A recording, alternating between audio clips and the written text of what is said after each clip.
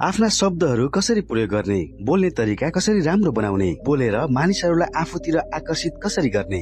आज हामी सबैलाई प्रभावित गर्न बोल्ने तरिका र शब्दहरूको प्रयोग बारे बुझ्नेछौँ। कस्तो अवस्थामा, कस्तो समय, कस्तो बोल्ने, परिस्थिति अनुसार कस्तो टोनमा बोल्ने, कस्तो तरिकामा बोल्ने, यस्तै कुराहरू बुझ्ने प्रयास गर्नेछौँ। हामी जन्मेदेखि बोलिरहेका छौँ, बोल्न थालेदेखि निरन्तर बोलिरहेका छौँ, तर बोल्ने तरिका कसैले सिकाएको छैन।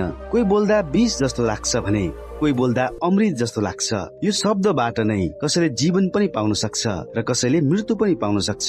यो बोलीको तीर कसरी प्रयोग गर्ने, आउनुहोस् बुझ्ने प्रयास गरौँ। भिडियोमा हराउनु भन्दा पहिले सब्स्क्राइब गर्न भने नभुल्नु होला। आउनुहोस् सुरु गरौँ। यो जीवनमा सबै मानिसहरू केही न केही गर्न चाहन्छन्, प्रगति गर्न चाहन्छन्, सफलता, सम्मान र अरूको मनमा स्थान बनाउन चाहन्छन्। तर तपाईले कहिले सोच्नु भएको छ त्यो एउटा यस्तो चीज के हुन सक्छ जसले यो सबै प्राप्त गर्न मद्दत गर्न सक्छ? त्यो हाम्रो शब्द हुन सक्छ।